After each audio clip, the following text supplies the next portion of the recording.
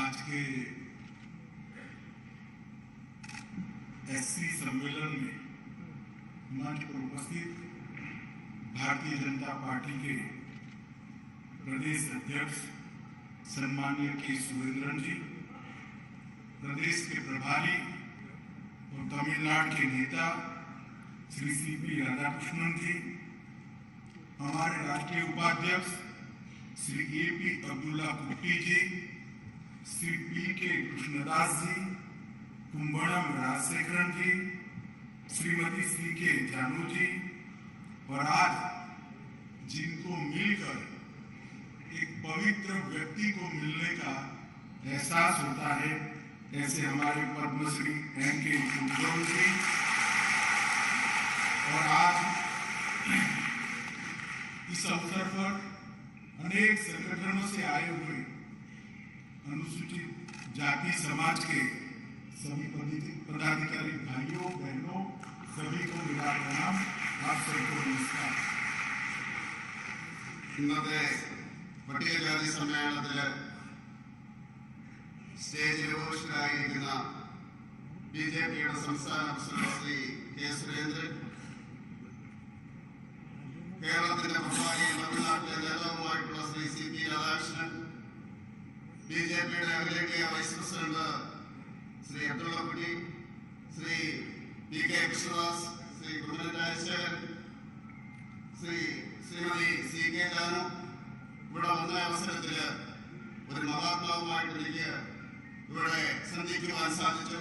Padmashri N K Kunhan മാഷ്, അതുപോലെ തന്നെ ഈ സമ്മേളനത്തില് പങ്കെടുക്കുന്ന വ്യത്യസ്ത സംഘടനകളിൽ നിന്നുള്ള നേതാക്കളെ, ഇവിടെ പങ്കെടുക്കുന്ന സഹോദരി സഹോദരന്മാർ। सुरेंद्रन जी, ये सारे लोग मीडिया की तरह सेट कर बैठ जाए तो अच्छा लगेगा। മീഡിയക്കാരൊന്ന് അഡ്ജസ്റ്റ് ചെയ്തൊന്നിരുന്നാലും കൊള്ളാമെന്നാണ് പറഞ്ഞത്। मैं यहीं रहकर बोलूंगा तो आप सेट कर लीजिए, फिर इधर उधर नहीं करूंगा। അവിടെ ഇരിക്കുക, അങ്ങോട്ടും ഇങ്ങോട്ടും പോകാതെ അവിടെ ഇരിക്കുക, ഇവിടെ നിന്ന് സംസാരിക്കുന്ന അവസരത്തില് मैं आज सबसे पहले केरल के सभी निवासियों को और केरल की महान जनता को ओणम की बहुत बहुत शुभकामनाएं और बधाई देना चाहता हूं।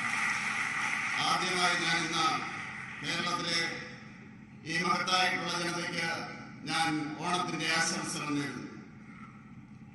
आज भगवान पद्मनाभ स्वामी की महान नगरी में मैं आया हूं और इससे अनेक गुना ज्यादा आनंद आज मुझे एससी सम्मेलन में आप लोगों को मिलकर हो रहा है।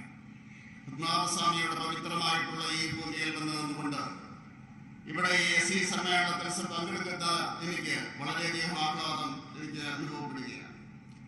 मित्रों, कल भारत के रक्षा इतिहास का एक बहुत महत्वपूर्ण दिन था, जब हमारे प्रधानमंत्री जी ने यही केरल के सागर किनारे से भारत में नवनिर्मित संपूर्ण आत्मनिर्भर भारत की कल्पना को चरितार्थ करने वाला हमारा विक्रांत राष्ट्र को समर्पित किया। സുഹൃത്തുക്കളെ, ഇന്നലെ നമ്മുടെ പ്രതിരോധ രംഗത്ത് വളരെയധികം മുന്നേറ്റം നടത്തുന്ന, അതുപോലെ തന്നെ ഈ രാജ്യത്തിന്റെ സംരക്ഷണത്തിന് വേണ്ടി നിലകൊള്ളുന്ന ഒരു പദ്ധതി ഇന്നലെ പ്രധാനമന്ത്രി ഇതേ കേരളത്തിന്റെ സമുദ്ര തീരത്ത് നിന്നുകൊണ്ട് അദ്ദേഹം ഈ ചരിത്രത്തില് തങ്കലിപികളിൽ എഴുതുന്ന രീതിയിൽ പൂർണ്ണമായിട്ടുള്ള ആത്മനിർഭരത്തിന്റെ അടിസ്ഥാനത്തില് നിർമ്മിച്ച ആ കപ്പല് അദ്ദേഹം ഉദ്ഘാടനം ചെയ്യുകയുണ്ടായി। और हमारी नौसेना को गुलामी की सभी निशानियों को पीछे छोड़कर अपनी वैभवशाली संस्कृति पर गर्व करने वाला शिवाजी महाराज के राज चिन्ह से संस्कारित एक नया निशान भी मोदी जी ने नौसेना को देने का काम किया है। നമ്മുടെ നാവിക സേനയ്ക്ക് ഇതുവരെയുള്ള അടിമത്തത്തിന്റെ ചിഹ്നം വലിച്ചെറിഞ്ഞുകൊണ്ട് ഈ രാജ്യത്തിന്റെ മഹത്തായിട്ടുള്ള ആ പാരമ്പര്യം ഉൾക്കൊള്ളുന്ന ആ ചിഹ്നം ശിവാജി മഹാരാജിന്റെ ആ ചിഹ്നം മോഡിജി രാഷ്ട്രത്തിന് വേണ്ടി സമർപ്പിക്കുകയുണ്ടായി. आज जब मैं यहाँ पर महात्मा अय्यंगार की भूमि पर आया हूं, उस वक्त केरल बीजेपी के सभी कार्यकर्ताओं को बहुत बहुत बधाई देना चाहता हूं, क्योंकि पूरे देश भर में बीजेपी के काम करने के लिए सिर्फ राष्ट्रभक्ति चाहिए, मगर केरल में काम करने के लिए राष्ट्रभक्ति और बलिदान करने की ताकत और बहादुरी तीनों चाहिए.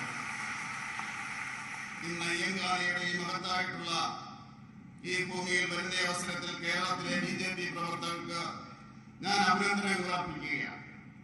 ഈ രാജ്യത്ത് അങ്ങോട്ടും ഇങ്ങോട്ടുമുള്ള BJP പ്രവർത്തകരെ സംബന്ധിച്ചിടത്തോളം മറ്റ് പ്രദേശങ്ങളിൽ അവർക്ക് രാഷ്ട്രഭക്തി മതി.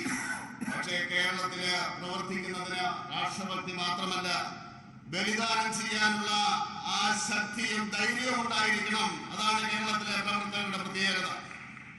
मित्रों, आज मैं केरल के सभी भारतीय जनता पार्टी के कार्यकर्ताओं को ये कहने आया हूं कि वो दिन दूर नहीं है जब केरल में भी कमल का निशान का झंडा फहरने वाला है. സുഹൃത്തുക്കളെ, ഇന്ന് ഞാൻ കേരളത്തിൽ വരുന്ന അവസരത്തിൽ നിങ്ങളോട് പറയുവാൻ ആഗ്രഹിക്കുകയാണ്, ആ ദിവസം വിദൂരമല്ല. കേരളത്തിലും താമര വിരിയുമെന്നുള്ള കാര്യത്തിൽ യാതൊരു സംശയവുമില്ല എന്ന് ഞാൻ പറയുവാൻ ആഗ്രഹിക്കുകയാണ്. मित्रों, पूरे देश भर से कांग्रेस धीरे धीरे धीरे जनमानस से लुप्त हो रही और पूरी दुनिया से कम्युनिस्ट पार्टी लुप्त हो रही है. केरल में राजनीतिक भविष्य है तो केवल और केवल मोदी जी के नेतृत्व की भारतीय जनता पार्टी का राजनीतिक भविष्य है. हमारे कार्यकर्ताओं ने इस बात को अपने मन में स्थान देकर पुरुषार्थ करने की जरूरत है. ഈ രാജ്യത്ത് നിന്ന് കോൺഗ്രസ് പതുക്കെ പതുക്കെ പതുക്കെ അപ്രത്യക്ഷമായിക്കൊണ്ടിരിക്കുകയാണ്. അതുപോലെ ലോകത്ത് നിന്ന് കമ്മ്യൂണിസ്റ്റ് പാർട്ടിയും കമ്മ്യൂണിസത്തിന്റെ ആശയവും മാറിക്കൊണ്ടിരിക്കുകയാണ്. ഇന്ന് ഈ ഭാരതത്തിലോ കേരളത്തിലോ ഏതെങ്കിലും പാർട്ടിക്ക് ഭാവിയുണ്ടെങ്കിൽ അത് ഭാരതീയ ജനതാ പാർട്ടിക്ക് മാത്രമെന്ന് പറയാൻ ഞാൻ ആഗ്രഹിക്കുകയാണ്. ഇത് മനസ്സിൽ ധരിച്ചുകൊണ്ട് വേണം ഭാരതീയ ജനതാ പാർട്ടിയുടെ പ്രവർത്തകര് പ്രവർത്തിക്കുവാനെന്ന് പറയുവാൻ ഞാൻ ആഗ്രഹിക്കുകയാണ്. मित्रों, 2014 में जब देश की महान जनता ने मोदी जी के नेतृत्व में भारतीय जनता पार्टी को सरकार बनाने का मौका दिया, मोदी जी पहली बार सांसद भी बने, प्रधानमंत्री भी बने, और जब पार्लियामेंट में जाते थे तब उसके बाद पार्लियामेंट की सीढ़ियों को, वो भूमि को माथे से लगाकर उन्होंने कहा था कि ये भारतीय जनता पार्टी की नरेंद्र मोदी सरकार दलितों की है, गरीबों की है, पिछड़ों की सरकार. 2014 ഭാരതീയ ജനതാ പാർട്ടി നരേന്ദ്രമോദിയുടെ നേതൃത്വത്തിലെ സർക്കാർ വന്ന അവസരത്തില് അന്ന് നരേന്ദ്രമോദി ലോക്സഭാ മെമ്പറല്ലായിരുന്നു. ആദ്യമായിട്ടാണ് ലോക്സഭാ മെമ്പറാകുന്നത്, അതുപോലെ തന്നെ പ്രധാനമന്ത്രിയാകുന്നത്. ആ പാർലമെന്റിൽ എത്തിയപ്പോൾ ആ പവിത്രമായിട്ടുള്ള ഭൂമിയെ അദ്ദേഹം നമസ്കരിച്ചു, ആ പടികളിൽ നമസ്കരിച്ചു. എന്നിട്ട് അദ്ദേഹം പറഞ്ഞു, നരേന്ദ്രമോദിയുടെ സർക്കാർ എന്ന് പറയുന്നത് അത് ദളിതരുടേതാണ്, അത് പാവപ്പെട്ടവരുടേതാണ്, അത് പിന്നോക്കക്കാരുടേതാണ് എന്നാണ് നരേന്ദ്രമോദി പറഞ്ഞത്. मित्रों, और मोदी जी ने इस बात को चरितार्थ करते हुए देश के 60 करोड़ दलित, आदिवासी, गरीब और पिछड़े समाज के व्यक्तियों को उनके जीवन स्तर को उठाने का काम नरेंद्र मोदी जी ने 8 साल के अंदर किया. നരേന്ദ്രമോദിയുടെ സർക്കാർ ഈ രാജ്യത്തെ കോടിക്കണക്കിന് ദളിത് വിഭാഗങ്ങൾക്ക് വേണ്ടി ഏതാണ്ട് 8 വർഷ കാലഘട്ടം കൊണ്ട് ഏതാണ്ട് പൂർണ്ണമായിട്ടുള്ള പ്രവർത്തനങ്ങൾ ചെയ്തുകൊണ്ട് അദ്ദേഹം മുന്നേറുകയാണ്. मैं आज कांग्रेस पार्टी को पूछना चाहता हूं, कभी भी क्या आपकी मंत्रिपरिषद में 12 मंत्री अनुसूचित जाति के रहे हैं क्या? ये काम देश के प्रधानमंत्री नरेंद्र मोदी जी ने भारतीय जनता पार्टी की सरकार में करने का किया है।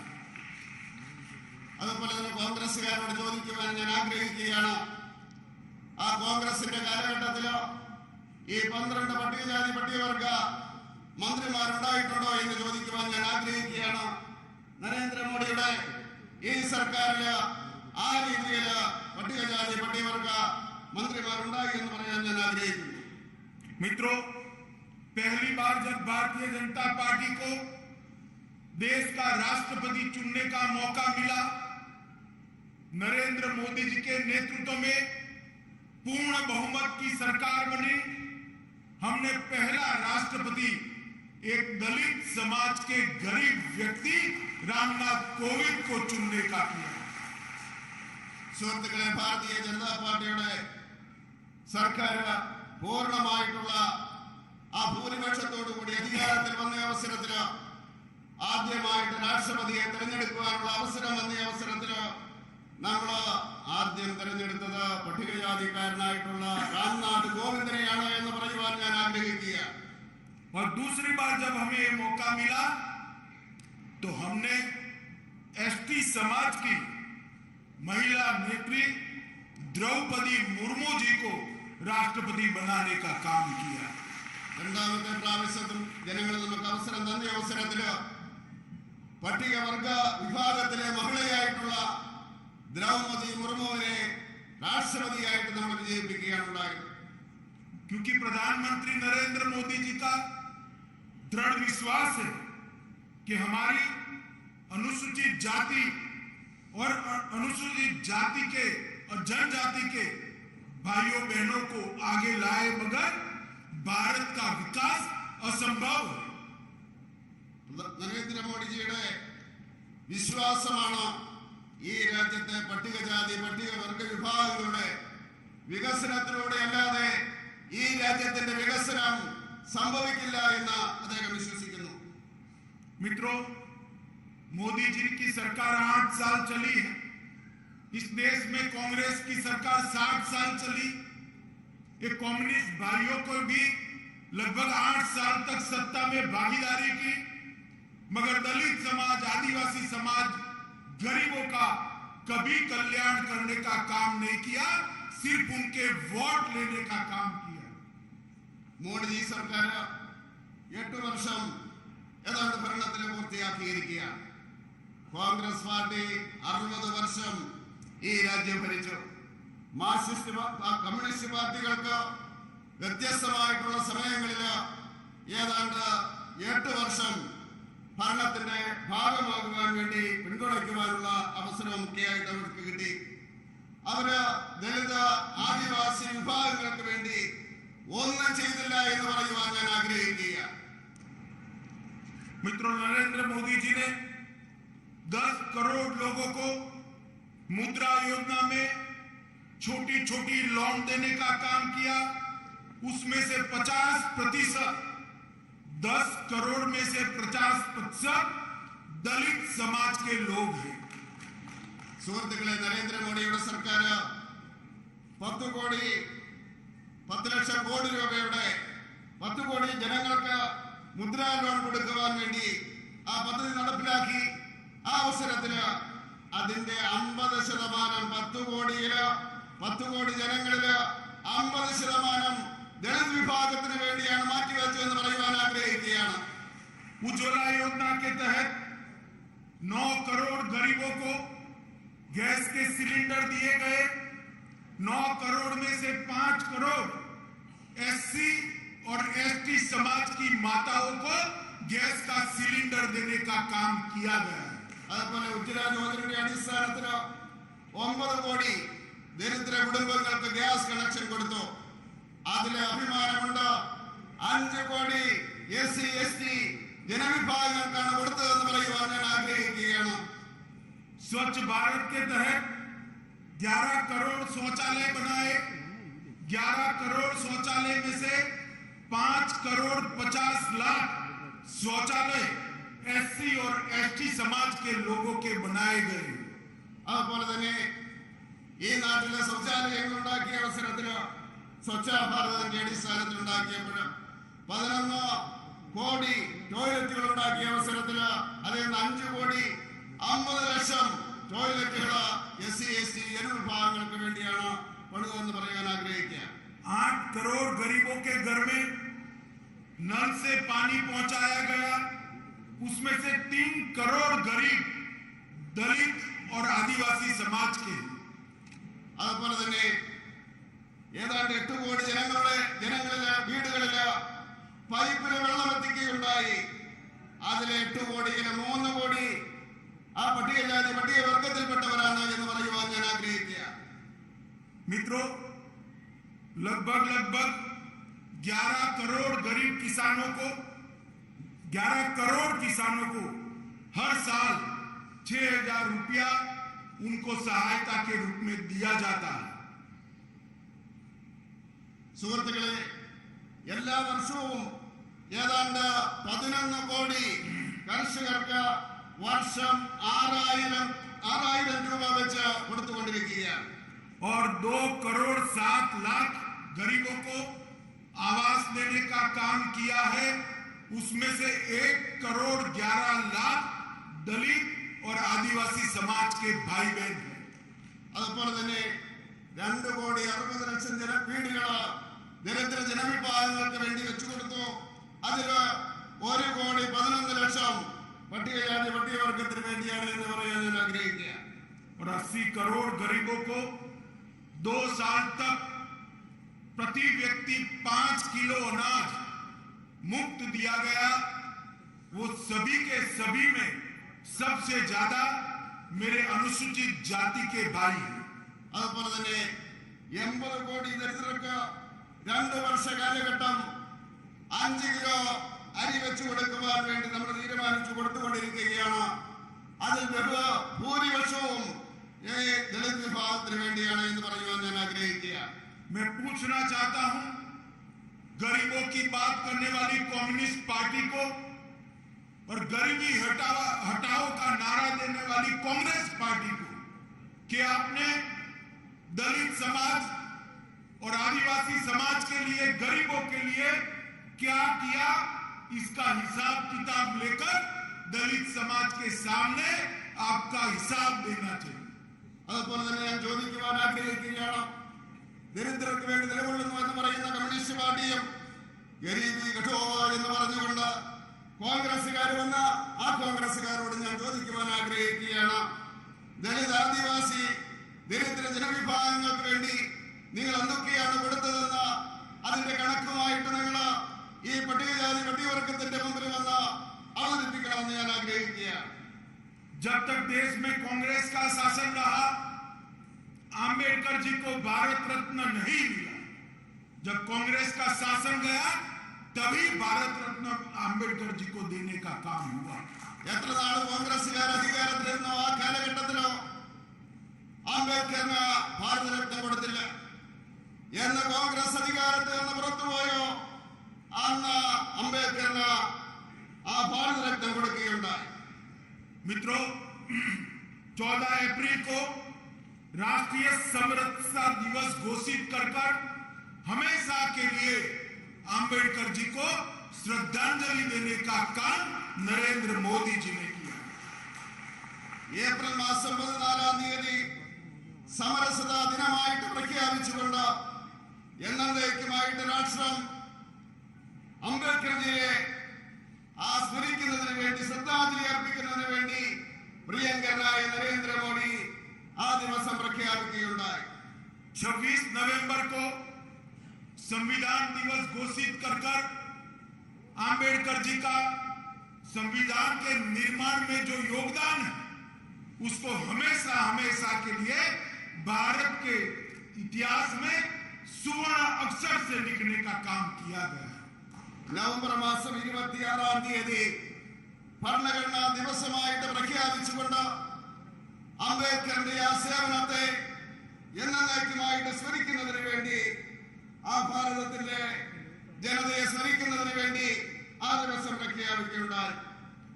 आम्बेडकर जी से जुड़े 5 स्थान मऊ में उनका जन्म स्थान, लंदन में उनका स्थान शिक्षा का, नागपुर में उनका दीक्षा का स्थान, दिल्ली में जहां उन्होंने देह छोड़ा था ये स्थान, और मुंबई में जहां उनका अग्नि संस्कार हुआ था वो स्थान। पांचों स्थानों को भारतीय जनता पार्टी ने वहां उनका स्मारक बनाकर पंच तीर्थ आंबेडकर जी के नाम से बनाने का काम भारतीय जनता पार्टी के नेता नरेंद्र मोदी जी ने किया है। അംബേദ്കറുമായിട്ട് ബന്ധപ്പെട്ട അഞ്ച് സ്ഥാനങ്ങളില് മൗവിലാണ് അദ്ദേഹം ജനിച്ചത്, ലണ്ടനിലാണ് അദ്ദേഹം പഠിച്ചത്, നാഗ്പൂരിലാണ് അദ്ദേഹത്തിന്റെ പ്രദേശം, ഡൽഹിയിലാണ് അദ്ദേഹത്തിന്റെ ആ കർമ്മ ഭൂമിയായിട്ടുണ്ടായിരുന്നത്, ബോംബെയിലാണ് അദ്ദേഹം അഗ്നിയിൽ ലയിച്ച് ആ അഞ്ച് സ്ഥാനങ്ങളില് ഭാരതീയ ജനതാ പാർട്ടിയുടെ സർക്കാർ പഞ്ചതീർത്ഥമായിട്ട് നരേന്ദ്രമോദിയുടെ സർക്കാർ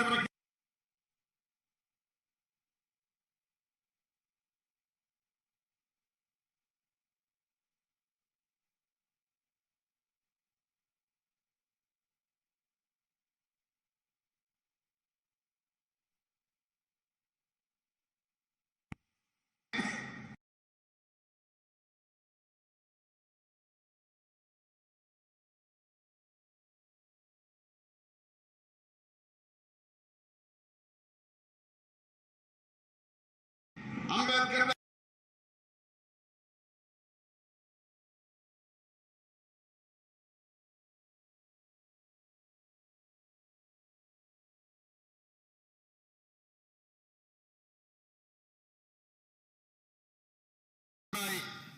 अलीपुर को state of the art museum और अंबेडकर जी के मेमोरियल में कन्वर्ट किया गया है। അതുപോലെ അലിപ്പൂരിലെ സ്റ്റേറ്റ് ഓഫ് ആർട്ട് മിഷൻ എന്നുള്ള രീതിയിൽ അതിന്റെ പേര് മാറ്റുകയുണ്ടായി. मित्रों, मोदी जी की सरकार ने देश को सुरक्षित करने का काम किया है। മോഡിജിയുടെ സർക്കാർ രാജ്യത്തെ സുരക്ഷിതമാക്കുന്നതിന് വേണ്ടിയുള്ള നടപടികളാണ് സ്വീകരിച്ചത്. कश्मीर के अंदर आतंकवाद की जड़ों को मजबूत करने वाली धारा 370 को मोदी जी ने 5 अगस्त को उखाड़कर फेंककर हमेशा के लिए कश्मीर को भारत के साथ जोड़ने का काम किया है। കാശ്മീരില് ഭീകരവാദത്തിന് അനുകൂലമായിരുന്ന ശക്തി നൽകിയിരുന്ന 375 വകുപ്പ് മോഡിജി ആഗസ്റ്റ് മാസം 5 തീയതി എടുത്തു കളഞ്ഞുകൊണ്ട് ഈ ഭാരതത്തിന്റെ ഭാഗമാക്കി കാശ്മീരിനെ മാറ്റുകയുണ്ടായി. मित्रों, जब पाकिस्तान ने उरी और पुलवामा में आतंकवादी भेजकर हमारे जवानों पर हमला किया, सोते हुए निर्दोष जवानों को जिंदा जला दिया। कई सरकारें कांग्रेस की आई गई, इस प्रकार के हमलों का कभी जवाब नहीं दिया जाता था। मोदी जी ने हमारी सेना पर हमले का जवाब देकर सर्जिकल स्ट्राइक और एयर स्ट्राइक कर पाकिस्तान के घर में घुसकर हमारे जवानों का बदला लेने का काम किया है। സുഹൃത്തുക്കളെ, പാകിസ്ഥാൻ ഫുൽബാമിയില് നമ്മുടെ ജവാന്മാരെ അവർ ചുട്ടുകരിക്കുകയുണ്ടായി. അർദ്ധരാത്രിയില് ഉറങ്ങിക്കിടന്നിരുന്ന നിഷ്കളങ്കരായിട്ടുള്ള ആ ജവാന്മാരെ അവര് ആക്രമിച്ചു കൊല്ലുകയാണ് ഉണ്ടായത്.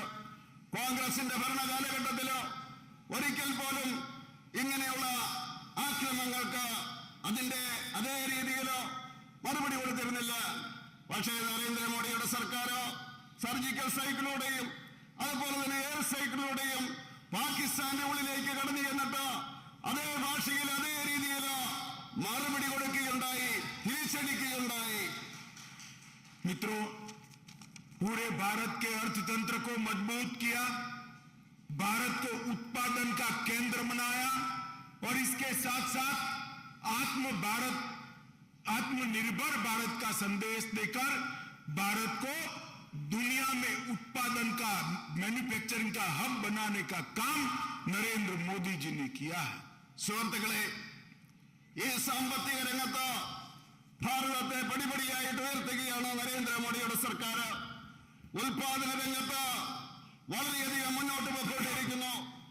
ആത്മനിർഭർ ഭാരതം എന്ന ആ മുദ്രാവാക്യം ഉയർത്തിക്കൊണ്ട് ഉൽപാദന രംഗത്ത് ലോകത്തിലെ ഒന്നാം ശക്തിയായിട്ട് ഭാരതത്തെ മാറ്റിക്കൊണ്ടിരിക്കുകയാണ് നരേന്ദ്രമോദിയുടെ സർക്കാർ.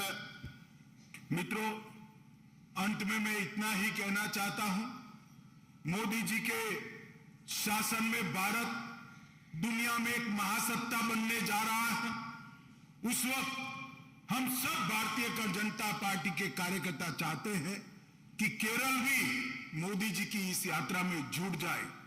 अंत में मैं केरल की जनता और केरल के अनुसूचित समाज के सभी भाइयों बहनों को विनम्र अपील करने आया हूं.